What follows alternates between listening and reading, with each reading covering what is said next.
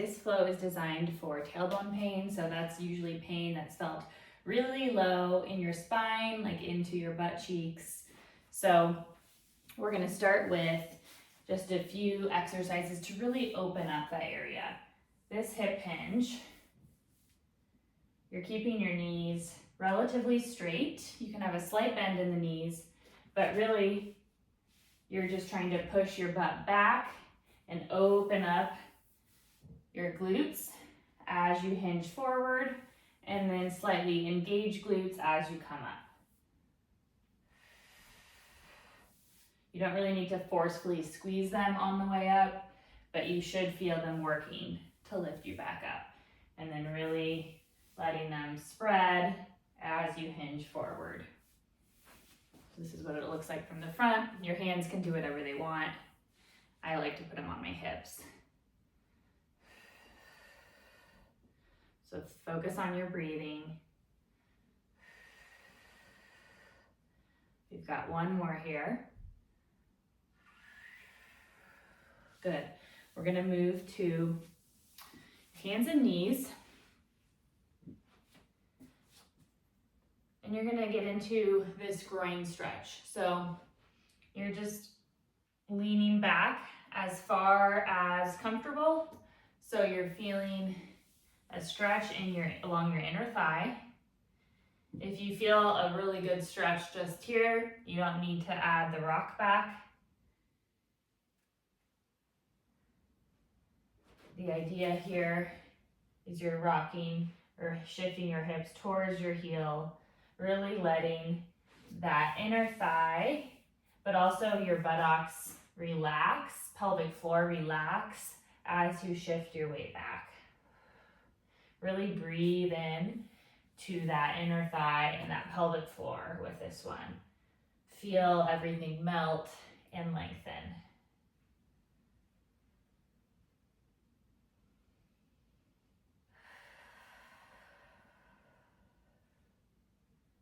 We've got one more on this side. Good, and then you're gonna switch sides. Just going as far back as comfortable.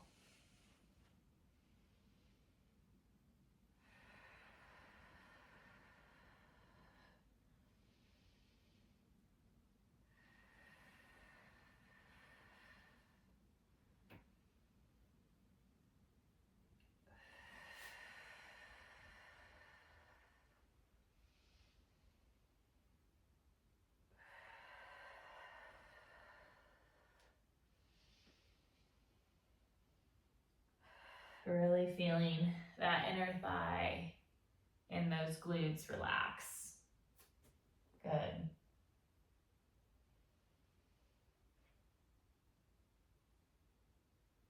Okay. We're gonna move on to our backs. And you're gonna do a figure 4 stretch here. So just crossing ankle over knee, doesn't matter which side you start with. If you feel a good stretch like this, just hang out here. You can add a little bit of rocking of the hip side to side. You can even push this knee away for a little added stretch. And if you're ready for more, you can grab that leg up if your belly doesn't get in the way, and rock back and forth here. Really feeling a nice stretch through that glute and that piriformis.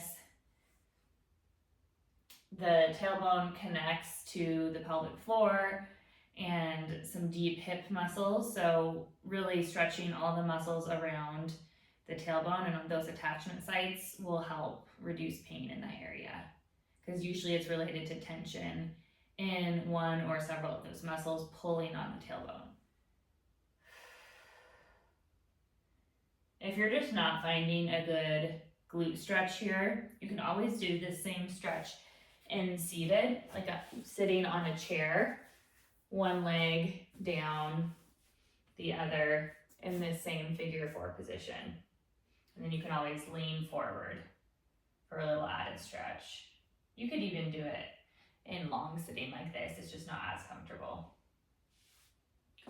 Good, and you'll switch sides when you're ready.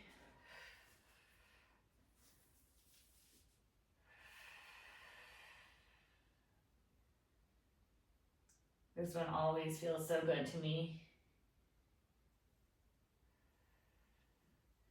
Picture your tailbone and the pelvic floor relaxing as you feel the glute and the deeper hip muscles stretch out. And really breathe into that area.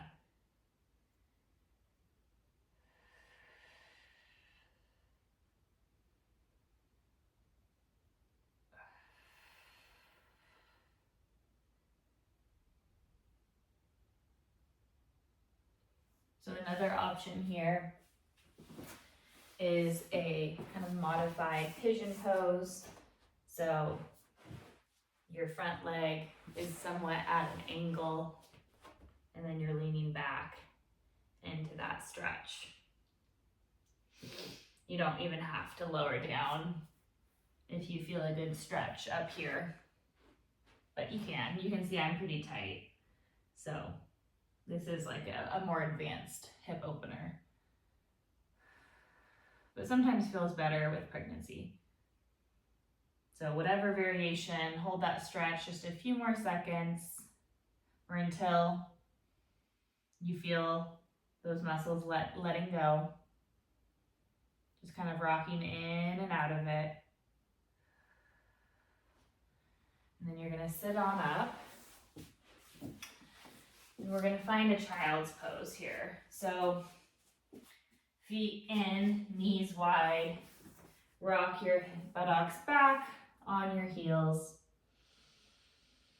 And really just focus on your diaphragm breathing.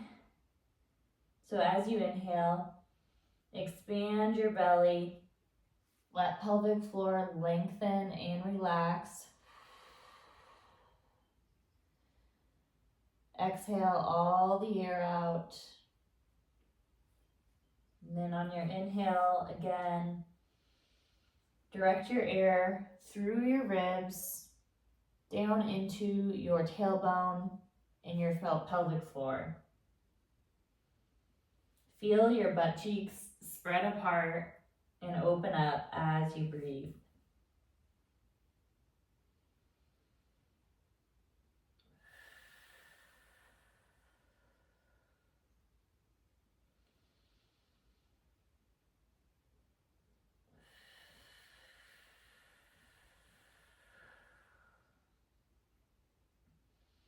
You should be able to hear your breath here, both on the inhale and on the exhale. You can even picture your diaphragm expanding into the backside of your ribs. You won't feel much movement back there, but you can visualize it.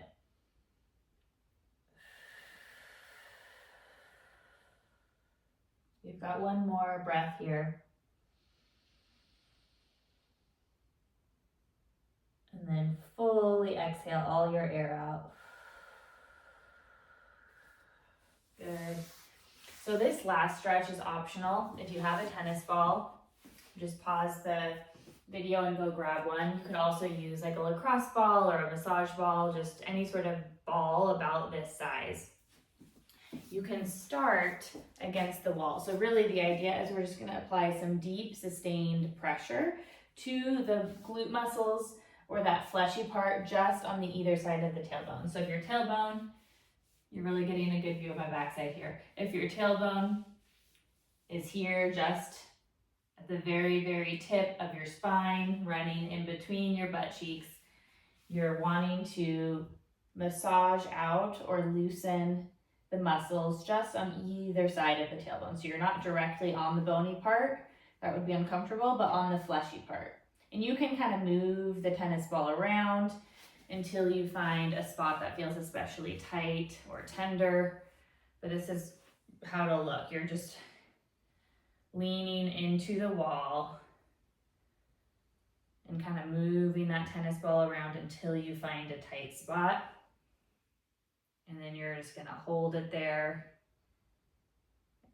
and sustain some of that deep pressure. So you're really trying to apply as much pressure as you can tolerate while still keeping it comfortable.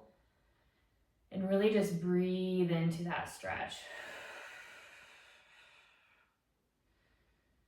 I have you start at the wall because if these muscles are tight, it can feel pretty intense. But if you're ready for a little bit more, you can move to the ground. I'll do the other side here. So same idea. You can always even get into that figure four stretch again for even added stretch. And I'm off weighting the weight of my body with my hands a little bit. But your same idea, just letting gravity sink into those tight areas. And again, you can kind of focus first along just either side of your tailbone and then venture out more towards this side and the fleshier part of your glute. And just spending extra time on those areas that feel really tight or tender and breathe into them. I find it's really helpful to visualize the muscles kind of melting around the ball here. You could also do this with a foam roller, but I don't find it's as pinpoint, so it's not usually as effective. This is definitely going to feel more intense, so you can always start with a foam roller and then work up to a tennis ball. Oh, but this one always feels so good when you have little trigger points or tight spots in these areas. Breathing into it. So really, you can do each side for, I would say at least like 2 minutes a side, up to like 5 minutes or so. But you can always work up to that. And again, there's different levels, so don't force yourself to do the hardest modification right off the bat.